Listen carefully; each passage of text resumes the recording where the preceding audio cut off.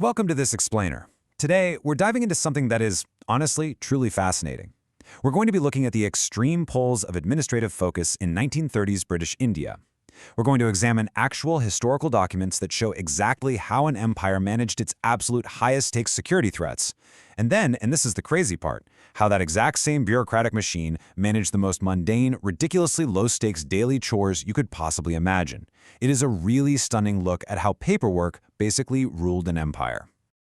Okay, let's jump right into the action with this 1939 document from the government of the United Provinces.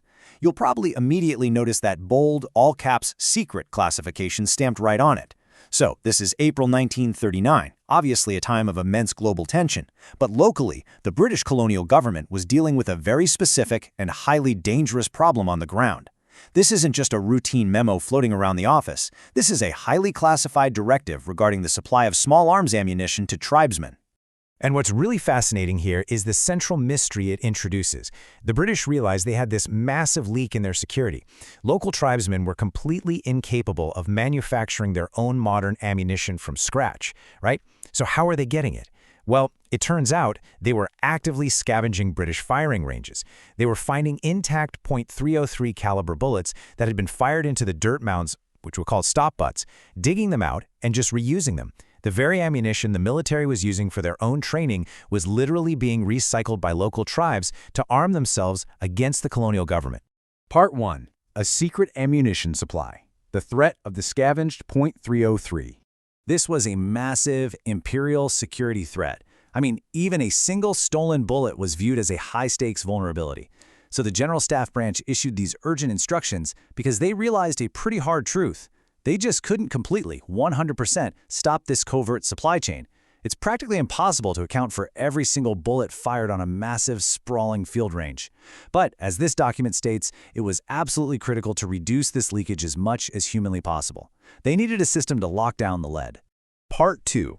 Plugging the leak. Securing the firing ranges. This brilliantly illustrates the incredibly rigid military protocol that was instantly drafted up to combat the problem. Just look at the specificity of these countermeasures. The military explicitly demanded that lead picking, which is the act of digging the bullets out of the dirt, had to be done immediately by the firing party themselves. They absolutely forbade leaving this task to the local range guards, or chowkidars, unless those guards were verified ex-soldiers whose character had been totally cleared by the police. They actually went so far as to explicitly ban the employment of any Indian contractors for lead collection, which really highlights a deep institutional paranoia. And finally, every single ounce of recovered lead had to be weighed and recorded meticulously. It's a system built on absolute accountability.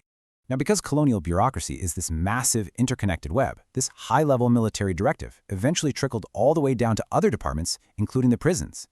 Here we have a circular memo from H.M. Salamat Ullah, the Inspector General of Prisons. He is passing down the mandate, commanding that the reserve head warder in every single jail be made strictly responsible for collecting and keeping an account of undamaged bullets within their jurisdiction.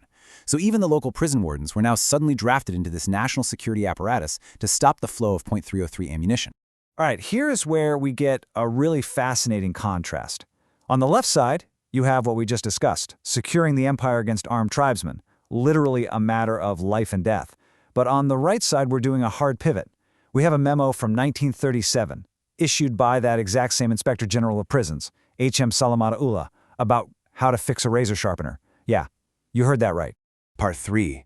The prison razor's edge. The mundane machine of empire. This dual-language reality of the colonial administration is just visually stunning. On the left, we have these incredibly detailed English instructions, and on the right, the exact same instructions meticulously translated into Urdu. This massive administrative effort, all the printing, the distribution to all the jail superintendents across the United Provinces, was mobilized entirely just to dictate the proper use of a sharpening stone, which was known as a sun. Part 4. The Sand Maintenance Protocol. Bureaucratic pedantry in action. The Inspector General of Prisons actually felt it was entirely necessary to issue formal, meticulously numbered instructions regarding exactly what to do if this razor sharpener gets a crack in it. I mean, the bureaucratic pedantry here is almost comical. Look at these exact step-by-step instructions. You have to put a hot iron putty in the cavity, then another hot iron putty over the cracked spot. Then you must pour cold water gently to cool it down so the cracked space joins. And remember, this isn't just a helpful suggestion. This is a mandated official protocol coming straight from the top brass of the prison system. The historical voice really speaks for itself through this hyper-specific procedural language. Just listen to this line. If the sand gets black on edges, the razor should be taken off and the sand should be moved on the brick for a little while till it becomes bright. They are literally treating the cleaning of a simple sharpening stone with the exact same immense administrative gravity as the collection of stolen military ammunition. It is this perfectly uniform, emotionless administrative control applied to absolutely everything, big or small. Part 5. The paper trail. Everything is documented. When we step back and look at these sources together, they reveal something pretty profound. Notice the signature at the bottom of both of these memos. Lieutenant Colonel H.M. Salamat Ullah. It is the exact same man, from the exact same office, using the exact same bureaucratic tone. This system treated a stolen, highly dangerous .303 military bullet used in tribal warfare and a blunt prison razor with the absolute exact same level of documented procedural importance.